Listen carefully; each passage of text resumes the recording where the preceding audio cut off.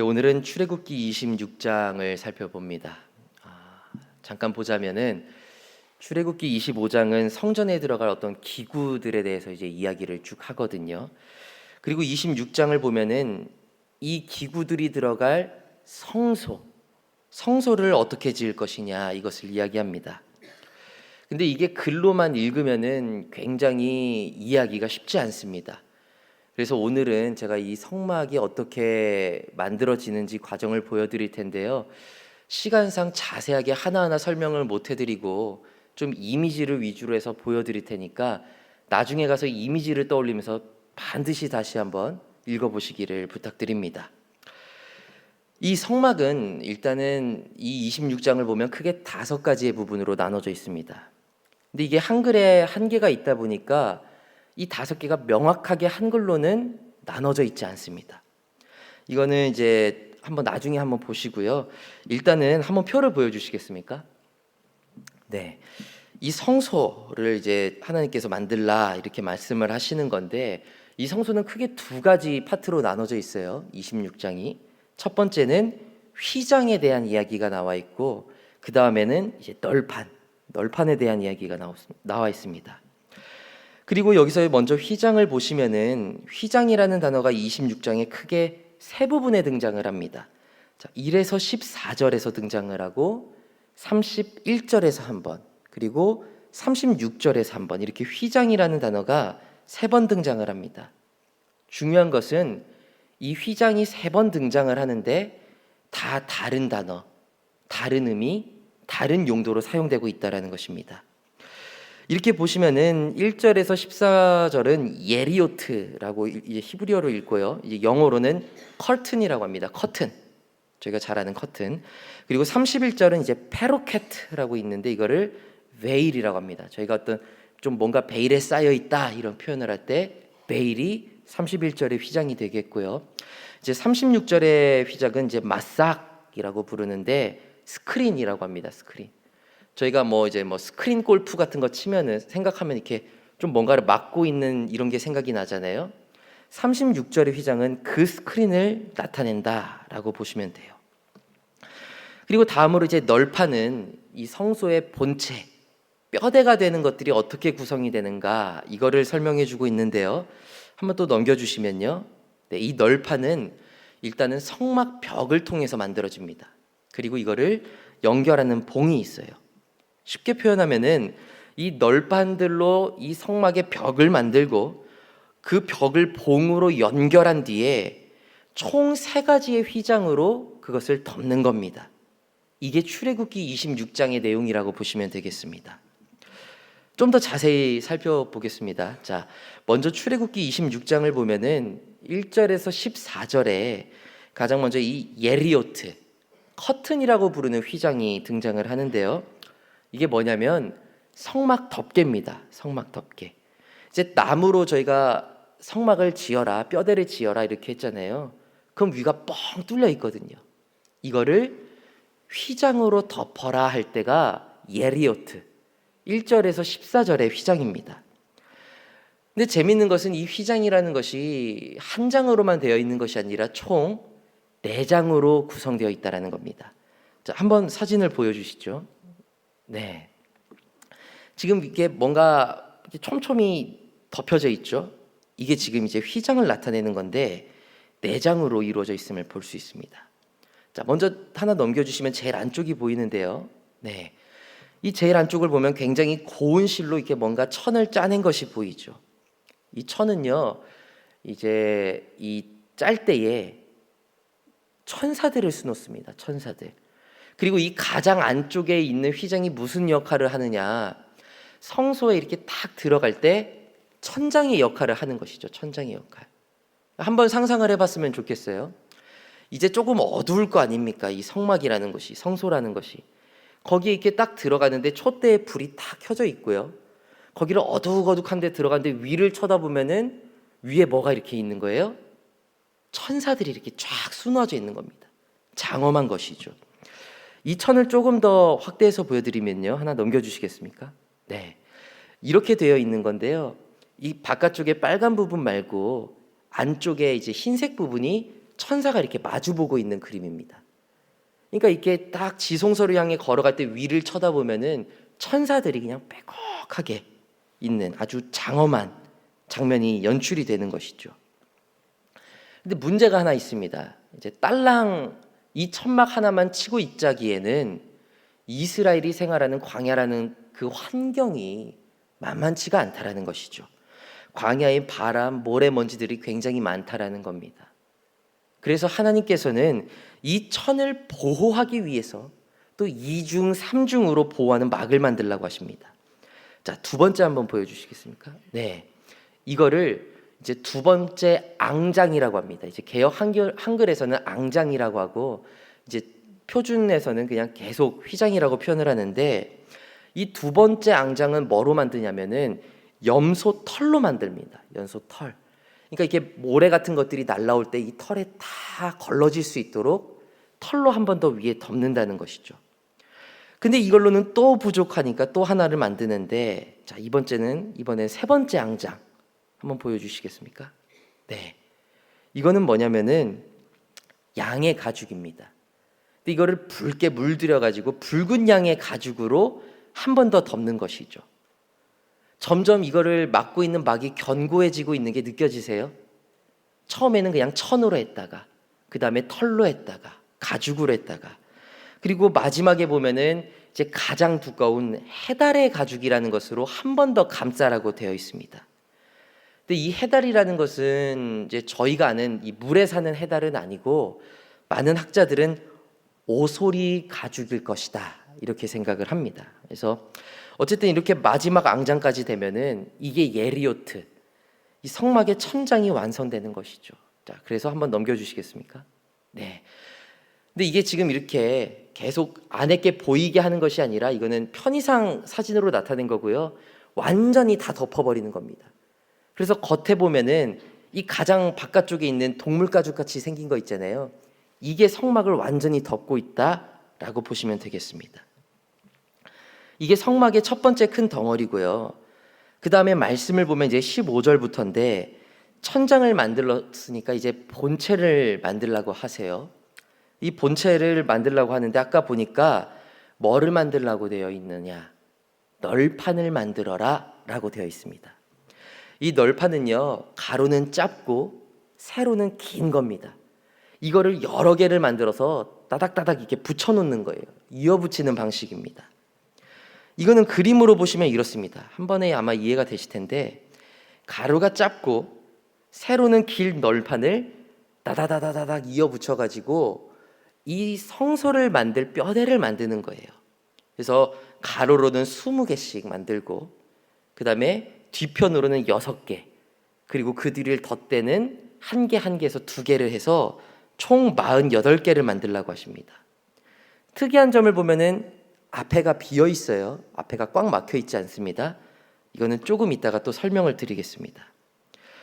그리고 한 가지의 더 특징이 있다면은, 이 아래쪽에 색상이 좀 구분이 되시는지 모르겠는데, 이 널판을 세울 때에 그냥 널판들만 세워라 하지 않습니다. 뭘 위에 세우라고 하냐면, 자, 19절 한번 보시죠. 19절. 예. 19절에 보면은 무엇 위에다가 세우라고 하죠? 은받침. 네. 은받침을 쫙 세워놓고 그 위에 널판들을 이어서 세우라는 겁니다. 이렇게 되면 이제 성막의 벽면이 완성이 되게 되는 것이죠. 그런데 또 이렇게 되면은 문제가 있습니다.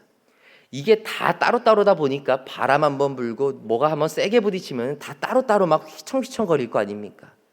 이거를 한데 묶어주는 게 필요하겠죠. 그게 바로 성막 봉입니다.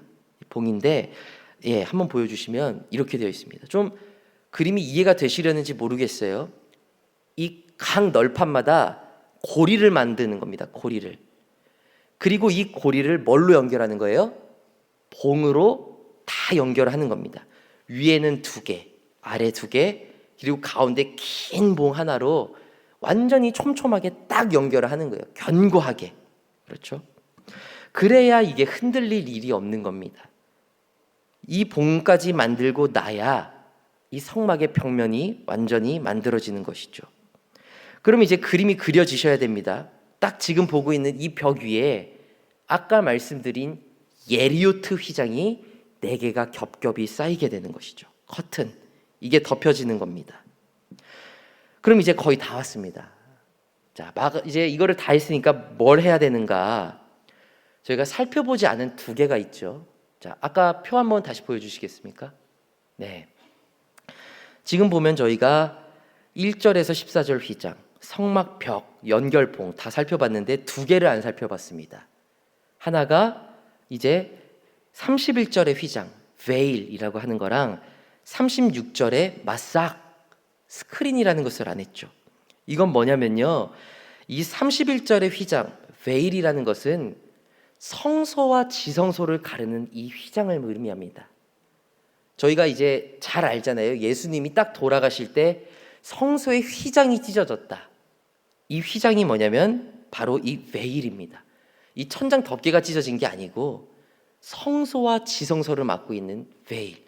조금 이해하기 쉽게 생각하시려면 저희가 뭔가 신비롭다라는 표현을 할 때 베일에 쌓여 있다, 이런 표현을 쓰잖아요.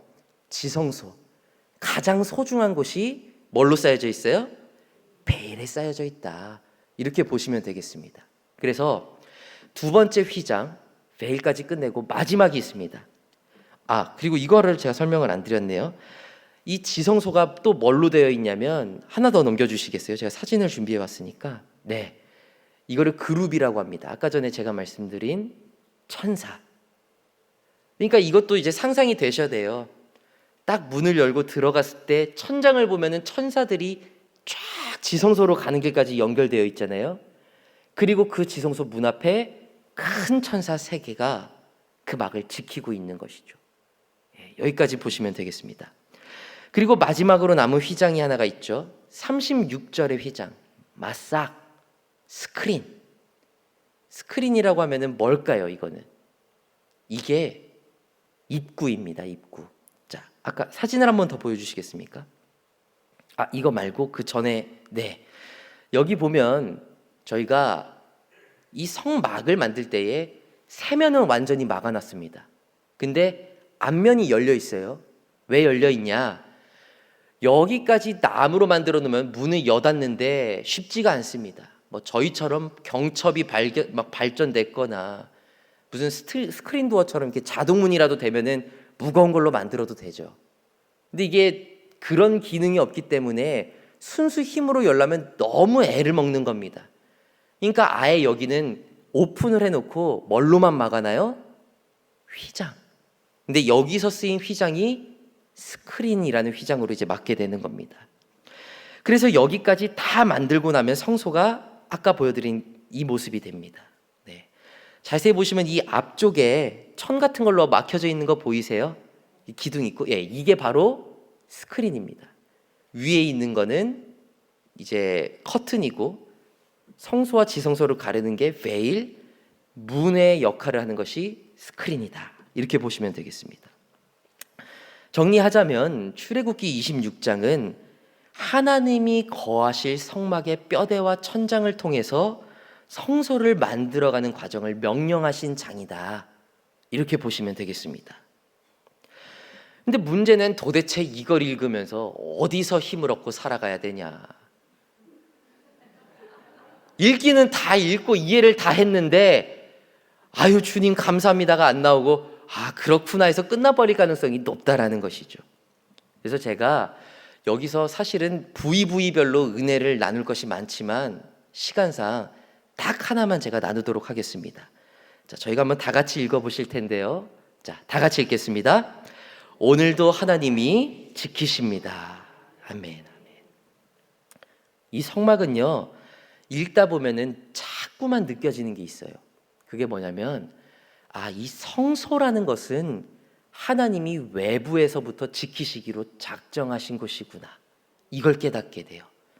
특히 휘장을 보면요, 성소, 가장 귀한 곳이죠. 이 가장 소중한 것을 가장 먼저 천장에 뭘로 덮냐면 천사가 휘노아진 천으로 이렇게 덮습니다. 천사들로 하여금 지키게 만드는 것이죠. 하나님의 능력과 임재가 충만한 상태입니다. 근데 하나님은 그 상태에서 머물지 않으시고 그 위에 털로 덮으시고 가죽으로 덮으시고 더 강한 가죽으로 덮으시면서 층층이 그 성소를 보호할 만한 것들로 덮으신다라는 겁니다. 성소라는 것은 하나님이 귀하게 여기시는 만큼 외부에서부터 완벽하게 내가 보호하겠다라는 의지가 들어있는 장소인 것입니다. 물론 누군가에게는 이게 왜 우리에게 힘이 됩니까? 여쭤볼 수도 있겠죠. 구약의 성소를 지키시는 게 지금 우리와 무슨 상관이 있습니까? 물어보실 수 있다라는 겁니다. 근데 저는 이게 저희의 하루를 살게 해줄 힘이 된다고 봐요. 왜냐? 이제는 우리가 하나님이 지키시는 성소가 되기 때문입니다. 하나님의 성전이라는 것은 하나님의 직접적인 보호하심과 인도하심이 약속되어져 있는 장소인데, 이제는 우리를 하나님께서 성전으로 세우시니 그 보호하심이 우리에게로 옮겨오게 되고, 이 은혜로 인해 하루를 살아가는 우리의 눈빛은 다시 빛날 수 있게 되는 것입니다. 말씀을 보시죠. 자, 고린도전서 3장 16절 말씀 다 같이 한번 읽어보겠습니다. 읽겠습니다. 너희는 너희가 하나님의 성전인 것과 하나님의 성령이 너희 안에 계시는 것을 알지 못하느냐. 아멘. 이 말씀을 보면은 사도 바울은 저희를 향해서 너희 한 사람 한 사람이 교회다, 너희 한 사람 한 사람이 성전이다 라고 이야기를 하고 있습니다. 정확한 표현이죠. 저희는 예수 그리스도의 성량으로 인해서 새로운 정체성을 가지고 살아가게 된 사람들입니다. 잠시 아까 이 성막을 보시면 이 성막은 그냥 이 널판을 땅 위에다가 막 세우지 않습니다. 혹시 기억나시나요? 뭐 위에 세웠었죠? 이 널판들을? 그렇죠. 이러면 제가 보람이 있습니다. 은받침 위에 이 성막을 세우게 되잖아요. 그죠? 성막이라는 것은 기본적으로 은 위에 세워진다라는 것인데, 전통적으로 이 은이라는 것이 무엇을 상징하느냐? 속죄, 갚아줌이라는 것을 뜻을 가지고 있습니다. 성막은 무엇인가? 희생 위에 세워진다라는 그런 개념이 내포되어 있는 것입니다. 근데 저희의 정체성이 바로 여기에 있는 것 아니겠습니까? 신약을 생각해 보면 예수님은 가룟 유다에 의해서 은화 30에 팔리게 되십니다. 그리고 십자가를 지시죠. 예수님은 저희를 위해서 팔린 바 되어 주셔서 직접 희생제물이 되어 주신 것입니다. 이런 관점에서 보았을 때 저희 모든 한 사람 한 사람은 예수님의 그 속죄 위에 세워진 성전이죠. 저희들은 예수님이 감당하신 속전 위에 세워져서 살아가는 인생들이라는 것입니다. 즉, 예수님의 속량으로 인해 살아가는 저희들은 각자 한 사람 한 사람이 예수님의 그 은 위에 세워진 성전과 같다라고 볼 수 있는 것입니다. 중요한 것은 이것입니다.